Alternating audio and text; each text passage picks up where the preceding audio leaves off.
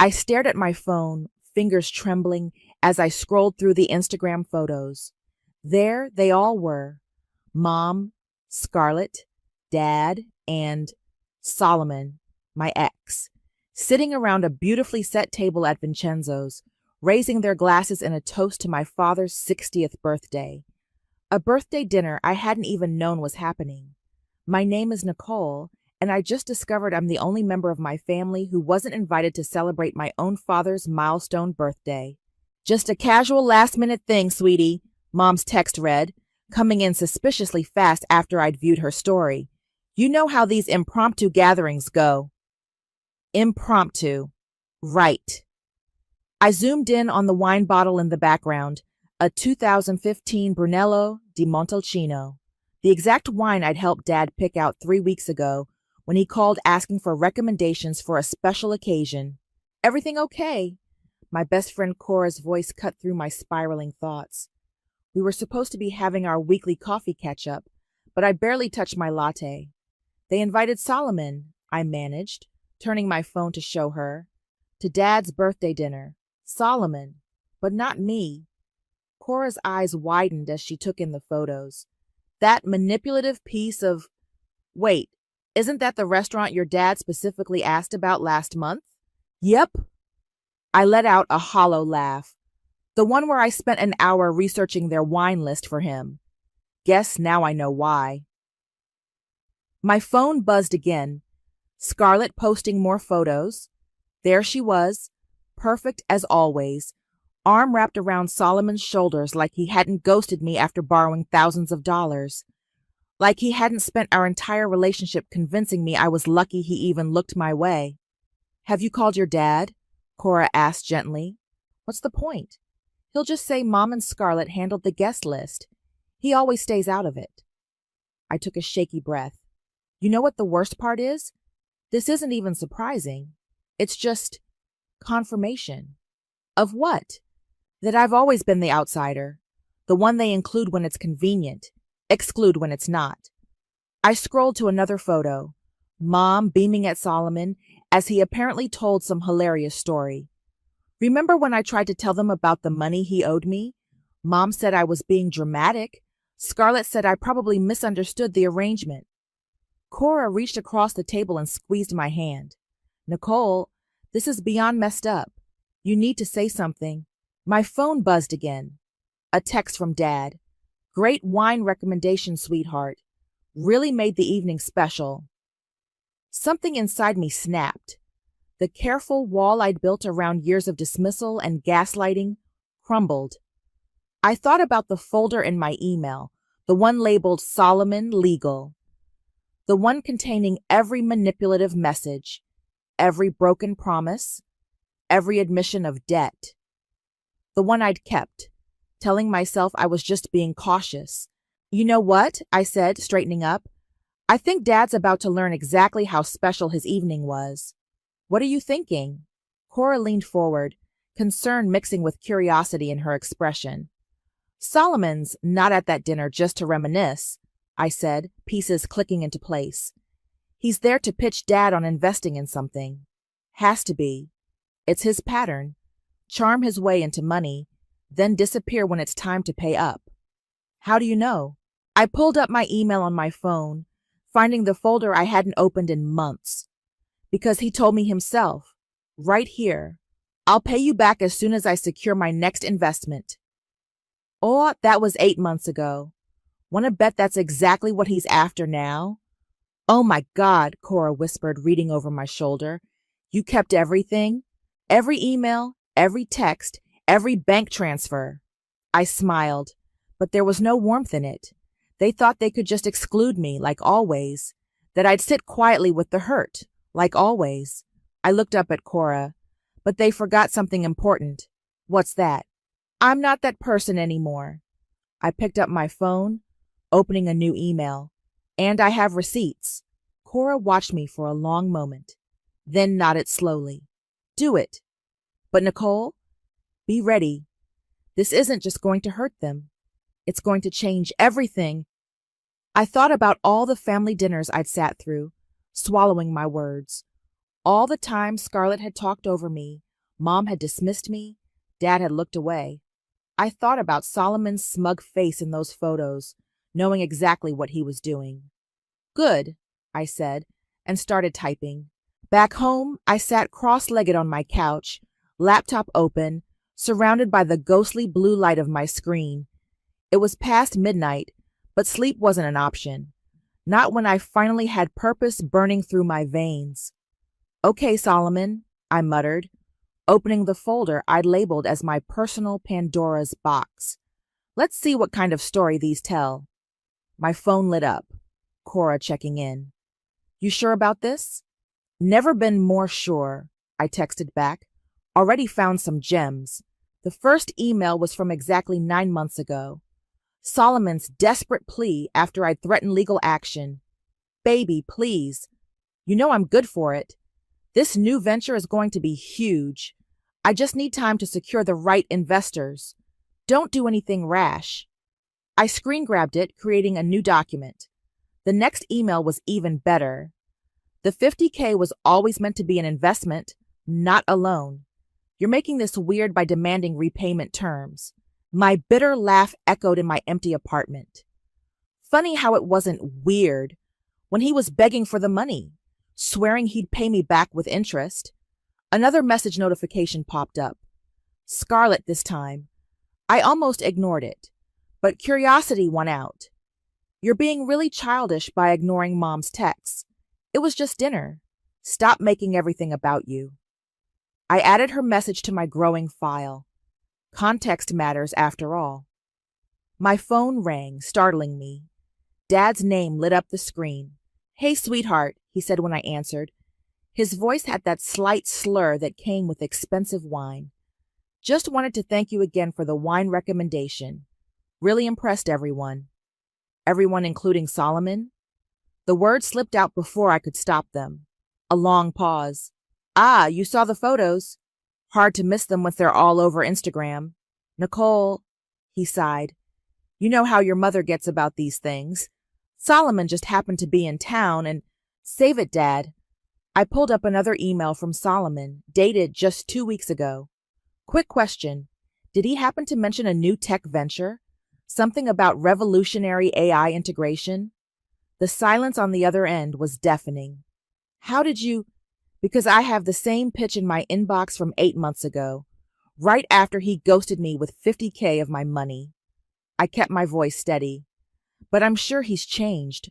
I'm sure this time it's totally legitimate. Nicole, this is business. It's not personal. Really? Because excluding your daughter from your birthday dinner while inviting her fraudulent ex feels pretty personal. Another pause. What do you mean fraudulent? I smiled despite myself. Check your email in the morning, Dad. I think you'll find some interesting reading material. What are you... Good night, Dad. Happy birthday. I hung up and returned to my laptop. Opening Solomon's investor deck, forwarded to me by a friend in tech months ago, I found exactly what I expected. There, under risk assessment, was a single line that made my blood boil. Previous venture faced opposition from disgruntled former partner.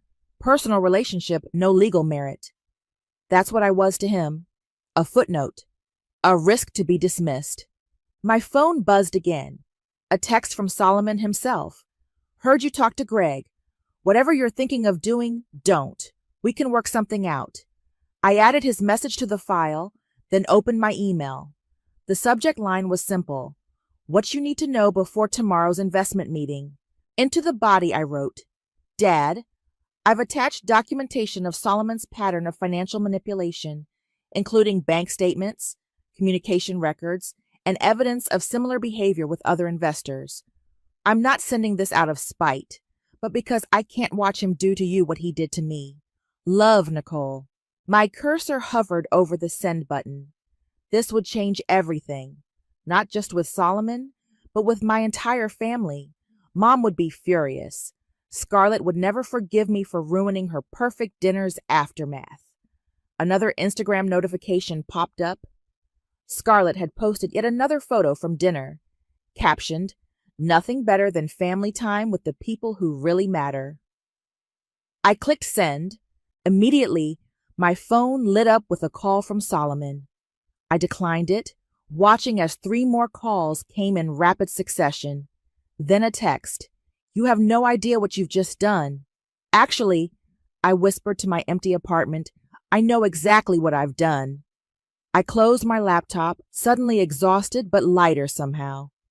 Tomorrow would bring chaos, but for tonight, I'd done what I should have done months ago. I'd chosen truth over peace, action over acceptance. I'd chosen myself. Sleep didn't come easy. I tossed and turned, checking my phone every few minutes. By 6 a.m., I gave up and made coffee, watching the sunrise paint my kitchen walls pink while notifications started rolling in. First, a missed call from Mom at 5:47 a.m. No voicemail. Then Scarlett, "Answer your phone right now." 3 more calls from Solomon, all declined. At 7:13, the email I'd been waiting for arrived. From Dad, "We'll talk, thank you." 2 words that made my hands shake so hard, I nearly dropped my phone.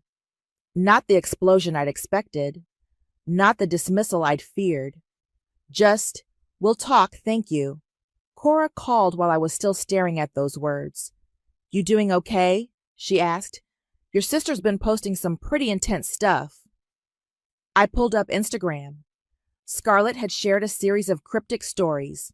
"Some people will do anything for attention," followed by "family means loyalty," and finally, "the truth always comes out." "She's not wrong about that last one," I said, surprising myself with a laugh. "Nicole," Cora hesitated, "Solomon's been calling me too, trying to get me to tell him where you live." My blood ran cold. "What?" "Don't worry, I told him to get lost, but maybe stay at my place for a few days." Before I could answer, my phone buzzed with an incoming call from Dad. "I have to take this," I told Cora. "I'll call you back," I answered, heart pounding. "Dad?" "The meeting's in an hour," he said without preamble. His voice was tight, controlled. "I've already forwarded everything to Virgil." Virgil, Dad's friend and business advisor for 20 years. My stomach clenched. "What did he say?" "He said I should thank you," Dad's voice cracked slightly, "and that I should have asked more questions when you first mentioned problems with Solomon." "Dad, No, let me finish. Your mother, she's been in contact with Solomon for months. Did you know that?" The betrayal hit like a physical blow. "No. She thought she was helping. Said you were just bitter about the breakup, that Solomon had changed." He took a shaky breath. "I should have seen it. Should have asked why they were so insistent about that dinner." A text from Solomon flashed across my screen. "Last chance to fix this." "Dad, whatever he's offering you, it's not real. None of it is." "I know that now." Papers rustled in the background. "The investment meeting is just a formality. I'm not giving him a cent. But Nicole, this is going to get messy. Your mother's already talking about family loyalty, about how you've betrayed everyone's trust." I thought about all the times I'd stayed quiet for the sake of family loyalty. All the times I'd swallowed my truth to keep peace. "Then let it get messy," I said. "I'm done pretending." "Good." The pride in his voice was something I hadn't heard in years. "That's my girl." After we hung up, I finally listened to the voicemail Solomon had left at 3 a.m. "You think you're so clever, don't you? Sending all that private correspondence, breaking confidence? I've got lawyers too, sweetheart, and they're going to tear you apart. You want to play dirty? Let's play." I forwarded the voicemail to Dad and Virgil, then called Cora back. "I'm coming to get you," she said immediately. "Pack a bag. You're staying with me." "I can't hide from this." "It's not hiding, it's being smart. Solomon's unhinged, your mom's on the warpath, and your sister's rallying her entire Instagram following against you. Take a breath. Let the dust settle." My phone pinged with a message from Virgil. "Smart girl. Keep documenting everything. We've got your back." Another Instagram notification. Mom had finally broken her social media silence with a photo from last night's dinner, carefully cropped to show just her and Dad. Family is everything. Blood is thicker than water. Some truths shouldn't be told. I clicked through to the comments. Scarlett had already responded. Some people mistake revenge for righteousness. My fingers hovered over the keyboard, tempted to respond. Instead, I took a screenshot and added it to my growing file of documentation. Okay, I told Cora. I'll pack a bag, but I'm not running away. I'm just regrouping. That's my girl. I'll be there in 20. And Nicole? Yeah? I'm proud of you. This took guts. After hanging up, I looked around my apartment, at the life I'd built despite Solomon's betrayal, despite my family's dismissal. On my bookshelf sat a photo from years ago. Me, Mom, Dad, and Scarlett at the beach, all smiling. It felt like looking at strangers. I packed the photo too, a reminder of what I was fighting for, not the fantasy of what we were, but the truth of what we'd become. My phone buzzed one final time. Dad again. Meeting starting. Stand strong. I was pacing Cora's living room when Dad's call finally came. 3 hours had passed since the investment meeting was supposed to start. It's done, he said, sounding exhausted. And it was ugly. What happened? Solomon lost it. Completely lost it. Started yelling about betrayal, about how you'd violated his privacy. Then Virgil pulled up the SEC investigation. The what? I sank onto Cora's couch. Turns out we weren't the only ones looking into his business practices. When Virgil mentioned it, Solomon just snapped. Started threatening everyone. Security had to escort him out. My hands were shaking. Dad, I'm so sorry. Don't be. But Nicole? He took a deep breath. Your mother and sister were waiting in the lobby. They'd come to support Solomon. The betrayal felt like ice in my veins. Of course they did. It got worse. Your mother. She admitted she's been helping Solomon set this up for months. Said she was trying to fix things between you two. That's why they arranged the dinner. Fix things? I laughed bitterly. By ambushing you with an investment pitch from my fraudulent ex? I confronted them both. It didn't go well. My phone buzzed with an incoming text. Scarlett, I hope you're happy. You've destroyed everything. Mom's crying. Dad's not speaking to any of us. And Solomon's life is ruined. All because you couldn't handle being left out one time. Nicole? Dad's voice brought me back. Are you there? Yeah, I'm here. Just got a lovely message from Scarlett. She's angry. They both are. Your mother's saying I betrayed her by believing you over Solomon. Another text came through. From Mom this time. This was not your place. Some things should stay in the family. Funny how I'm only family when it's convenient, I said, forwarding the messages to Virgil as he'd instructed. I need some time, Dad said quietly, to think, to process. I've moved into the lake house for a while. Dad, no, listen. I'm proud of you for speaking up, but I need to figure out how I missed so much, how I let them. He trailed off. Just stay safe, okay? Solomon was saying some things. My phone lit up with a call from an unknown number. Speaking of which, I think his lawyers are calling now. Don't answer. Let them leave a message. And Nicole, I love you. Those 3 words, so rare from my father, made my eyes sting. After we hung up, I checked my voicemail. A clipped professional voice. Ms. Mason, this is regarding a cease and desist order and pending lawsuit for defamation and intentional interference with business relationships. Please have your lawyer contact our office immediately. Cora emerged from her kitchen with 2 glasses of wine. That bad?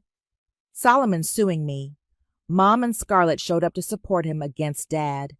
And apparently there's an SEC investigation I knew nothing about. About that, Cora pulled out her laptop.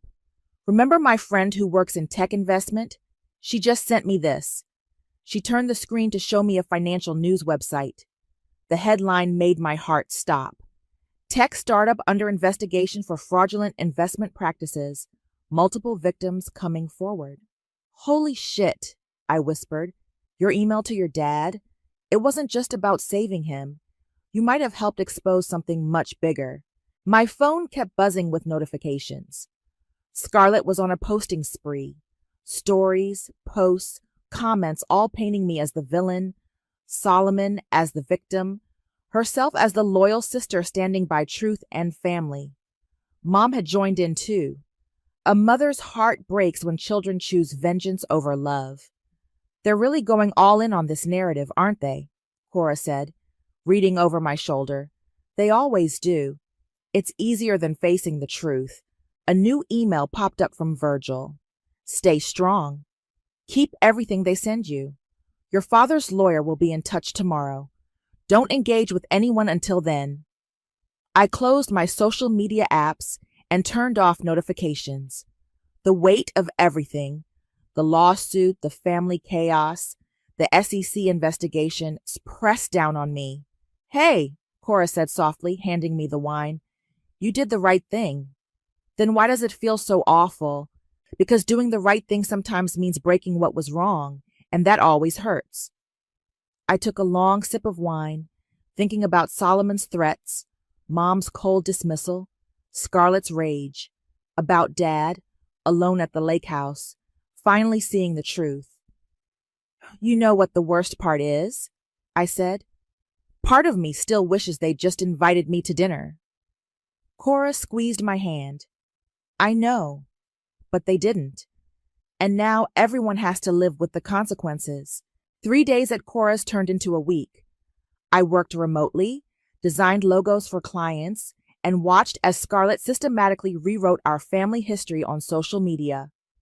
Just look at this, I said, showing Cora my phone over breakfast. She's posted a throwback photo from 2 years ago. Me, her, and Solomon at Christmas. Her caption, some people can't handle seeing others happy. Jealousy destroys families. The comments are brutal, Cora noted, scrolling through the responses. How many followers does she have now? Up 10,000 since this started. She's turning it into content. I laughed hollowly. Mom's helping, of course. Every passive-aggressive quote about forgiveness gets shared to her story. My phone rang. Dad's lawyer, Margaret. Good news, she said when I answered. Solomon's lawsuit is basically dead in the water. Everything you shared was documented communication, and his threats since then have only strengthened our position. What about the SEC thing? That's bigger than we initially thought. Multiple investors have come forward.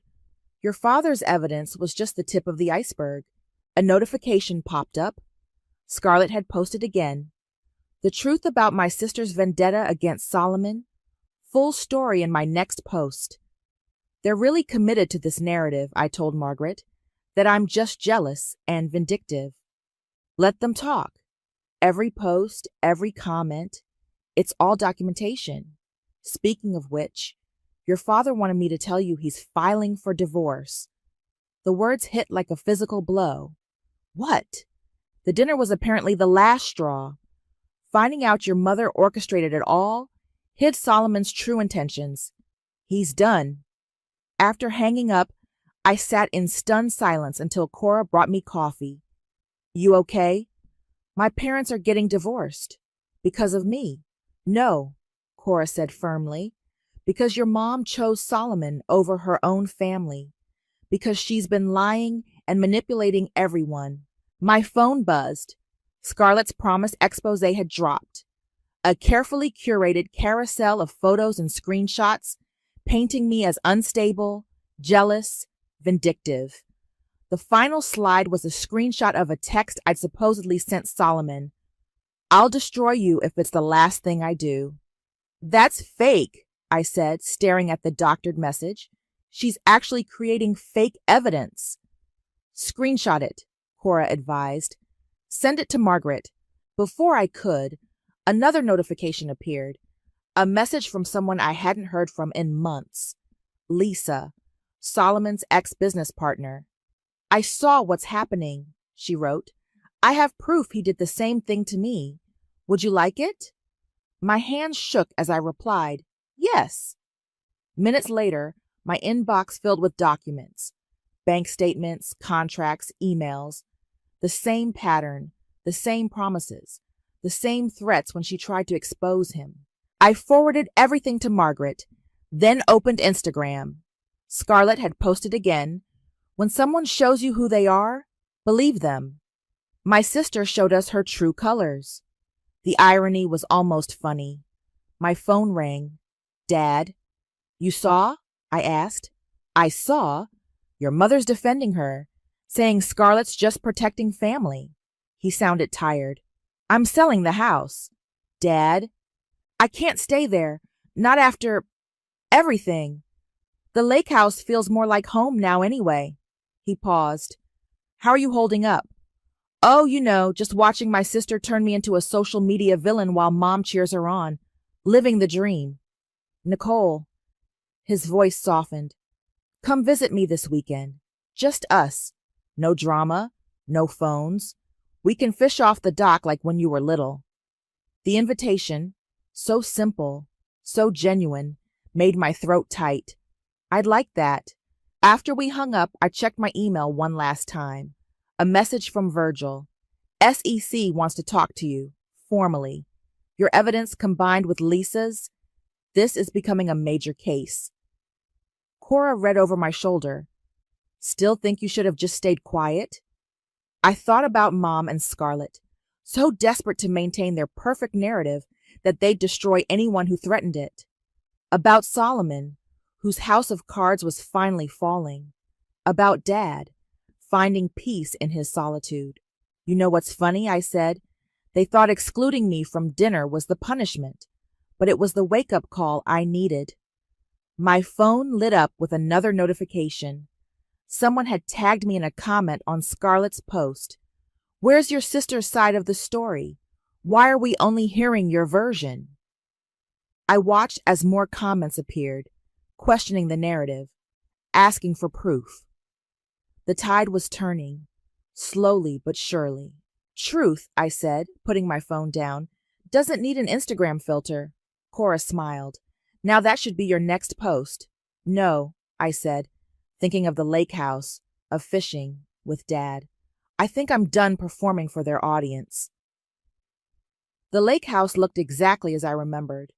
Weathered blue shutters, creaky screen door, and the old wooden dock stretching into calm waters. Dad was waiting on the porch with 2 cups of coffee when I pulled up. You remembered the fishing gear? He asked as I climbed the steps. In the trunk, along with those disgusting cheese crackers you love.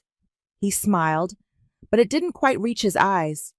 Up close, I could see how tired he looked, how much older than just a few weeks ago.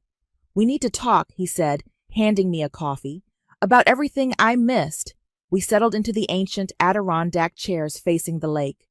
The morning sun painted everything gold, almost like nothing had changed. When did it start? He asked. With Solomon, I mean. The money? I took a sip of coffee. Or the manipulation? Both. I told him everything.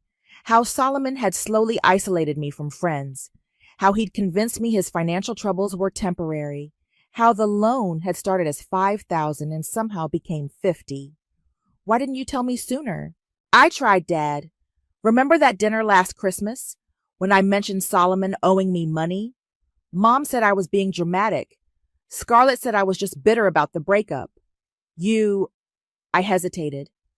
I changed the subject, he finished quietly, like I always did. A fish jumped in the lake, breaking the surface with a quiet splash. I let them steamroll you, he continued, for years. It was easier than dealing with your mother's intensity, with Scarlett's drama.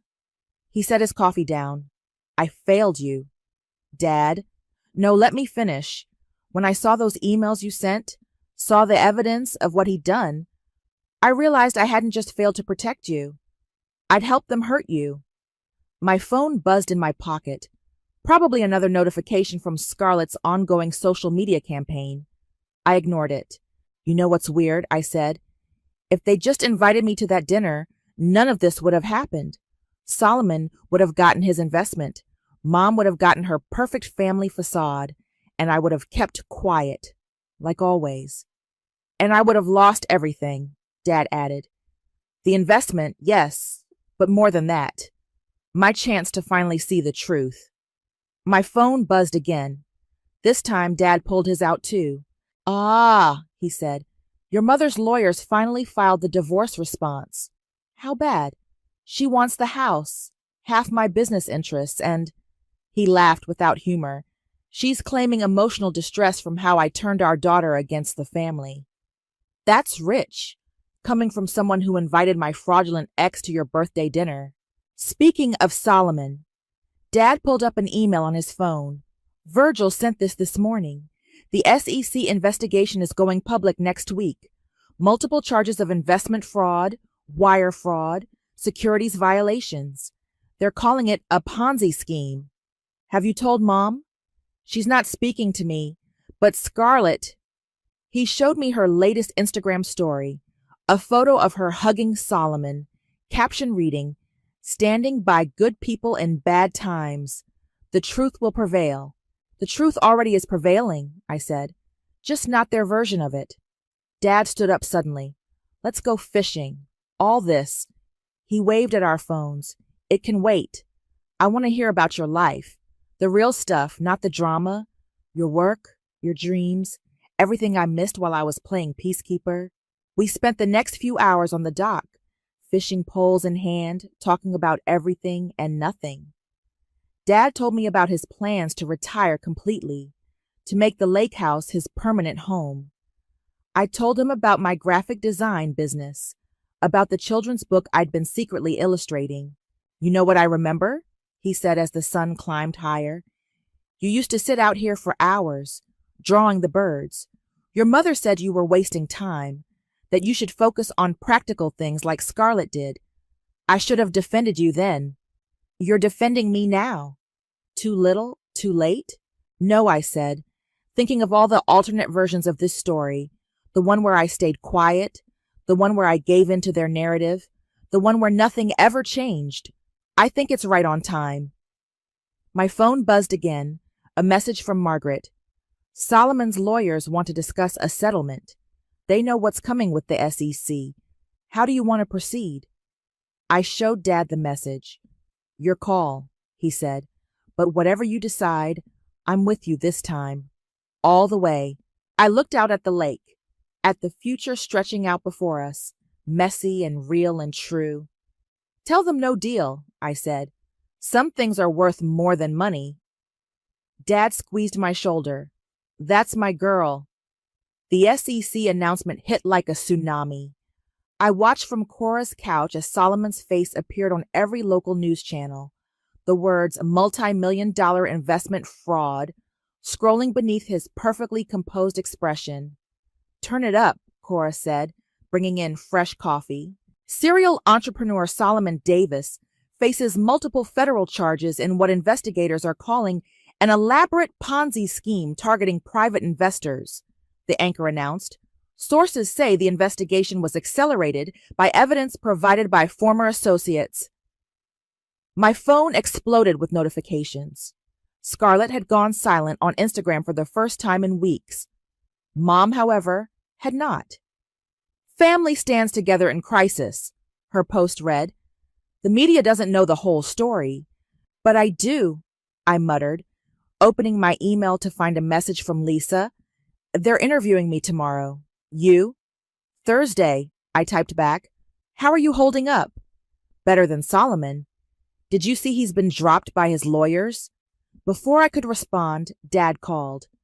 You watching the news? He asked. Yeah. How's the fallout? Your mother's hysterical. Keeps saying we've ruined her standing in the community. Scarlett. He paused. Scarlett finally knows the truth. What do you mean? Virgil showed her the complete file. Everything. Including emails between Solomon and your mother from months ago, planning how to get me to invest. Turns out your mother reconnected with him right after your breakup. She's been grooming this situation for a while. The betrayal felt fresh all over again. Why? Money. Status. She thought having Solomon in the family, successful, connected Solomon, would give her the social standing she's always wanted. She never believed your warnings because she didn't want to. My phone buzzed with a text from an unknown number, Solomon. I hope you're happy. You've destroyed everything I built. I forwarded it to Margaret without responding. Nicole? Dad's voice brought me back. There's something else. Scarlett's here. What? At the lake house. She wants to talk to you. My heart pounded. Put her on. A moment of rustling. Then my sister's voice, smaller than I'd ever heard it. Hey, She took a shaky breath. I was wrong about everything. Mom showed me selected parts of messages, told me Solomon was the victim. I believed her because it was easier than admitting what we did to you. Scarlett? No, let me finish. I was horrible. The dinner, the social media campaign, all of it. I chose the pretty lie over my own sister.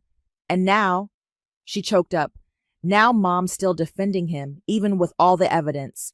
She's lost in her own reality, and I finally see it. I closed my eyes, feeling tears threaten. It's not just about the dinner. I know. It's years of us dismissing you, excluding you, making you feel crazy for telling the truth. I'm so sorry, Nicole. I know it's not enough, but I'm sorry. Before I could respond, my phone lit up with breaking news. Solomon Davis, arrested on federal charges, multiple victims come forward. Are you seeing this? Scarlett asked. Yeah. Mom's still at his lawyer's office trying to help his defense. She laughed bitterly. She really can't let go of her perfect narrative. Some people can't handle reality when it threatens their carefully constructed world, I said. I couldn't either, but I'm trying now. She paused. Can we talk in person? Maybe at that coffee shop you like? I thought about all the times I'd extended olive branches, all the times I'd been hurt. But I also thought about Dad, finally standing up for me, about truth, finally breaking through. Okay, I said. Tomorrow morning? Thank you, she whispered. After we hung up, Cora looked at me questioningly. You sure about this? No, I admitted, but I'm not doing it for her, or for Mom, or even for family harmony. I'm doing it because I want to know who my sister is when she's not playing a role in Mom's perfect family fantasy. My phone buzzed one final time, a message from Margaret. Solomon's taking a plea deal. Your testimony won't be needed. It's over. But it wasn't over. Not really. It was just beginning. The messy, honest work of rebuilding relationships on truth instead of pretense, of learning who we all were without the masks we'd worn for so long. Hey, Cora said softly, whatever happens tomorrow, I'm proud of you. I looked at the news coverage, at Solomon's mugshot, at Mom's desperate social media posts, at Scarlett's silence, at the whole tangled web of lies finally exposed to sunlight. You know what's funny, I said. They thought uninviting me to dinner would put me in my place. Instead, it gave me the courage to finally find my voice. Cora raised her coffee cup. To uninvited daughters who refused to stay quiet. I clinked my cup against hers. To truth in all its messy glory. The morning sun streamed through the windows of Maple Coffee House as I waited for Scarlett. My phone buzzed with news alerts. Solomon Davis pleads guilty, and tech investment scheme claims multiple victims. The bell above the door chimed. Scarlett walked in without her usual perfect makeup and Instagram-ready outfit. She looked younger somehow, more like the sister I remembered from childhood. I ordered your usual, I said as she sat down. Oat milk latte, extra shot. You remembered. She wrapped her hands around the mug. I just came from Mom's. How is she? Still in denial. She's convinced Solomon was framed, that you manipulated everyone. Scarlett stared into her coffee. She wanted me to help her start a fundraiser for his legal fees. And I said no. For the first time in my life, I told her no. She looked up at me. She didn't take it well. I can imagine. The thing is, Nicole, Scarlett's voice cracked. Watching her spiral, seeing how she twists reality to fit her narrative, it made me realize I was becoming just like her. The social media campaigns, the fake screenshots, the constant performance of perfection. It's exhausting, isn't it? God, yes. She pulled out her phone, showing me her Instagram profile. I deleted everything. All the posts about you, about Solomon, about our perfect family. It felt freeing. My own phone lit up with a text from Dad. Moving trucks at the house today. Your mother's leaving. I showed it to Scarlett. Good, she said firmly. Maybe without her influence, we can... She hesitated. We can try to be real sisters again, if you want. The barista brought our pastries, chocolate croissants, another childhood favorite we used to share. It won't be easy, I said. There's a lot of hurt. I know, but I'm willing to do the work. Real work, not just pretty Instagram apologies. My phone buzzed again. Virgil this time. Settlement papers ready for review. Solomon's assets frozen. You'll get your money back. The funny thing is, I said, putting my phone down, the money doesn't even matter anymore. What matters is that the truth finally came out. Truth, Scarlett repeated thoughtfully. Remember when we were kids and we'd hide under the dock at the lake house? Just us, telling secrets? Before Mom decided secrets were better kept buried. Before I learned to perform instead of live. Scarlett broke the croissant in half, offering me a piece like we used to. Dad invited me to stay at the lake house for a while. Said he's turning the old boathouse into an art studio. For his retirement? For you. He said it's time you had space to create without judgment. Something warm bloomed in my chest. Really? He's trying. We both are. Scarlett pulled an envelope from her bag, which is why I brought this. Inside was a stack of papers, printouts of every false social media post she'd made about me, every manipulated screenshot, every lie. I'm going to post a public retraction, she said, the whole truth. About Solomon, about Mom, about how we treated you. No filters, no performance. You don't have to. Yes, I do. Not for likes or followers or Mom's approval. For us. My phone lit up one last time. A message from Mom.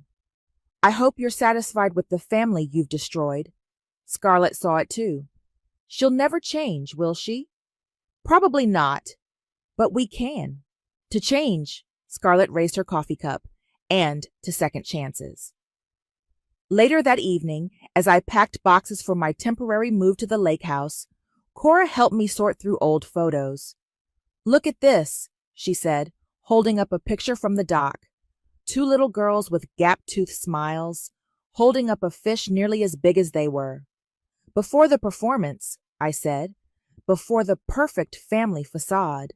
And now, I showed her Scarlett's latest post, a simple, unfiltered photo of our coffee cups and broken croissant. Starting over, starting real, the truth about my sister. Think it'll last? Cora asked. I thought about Dad's art studio, about Scarlett's deleted posts, about Mom's crumbling fantasy world, about truth, finally breaking free. I think, I said, packing the old doc photo carefully, we're finally ready to write our own story. No filters needed. Outside, the sun was setting, painting the sky in honest colors, not perfect, but beautiful in their chaos. Just like truth, just like family, just like healing. I picked up my phone and texted Scarlett. Dad's making his famous terrible chili at the lake house tomorrow. Want to help me tell him how awful it is? Her response came quickly. Only if we can hide under the dock after. I have more truths to tell. This time, when I smiled, it reached all the way to my heart.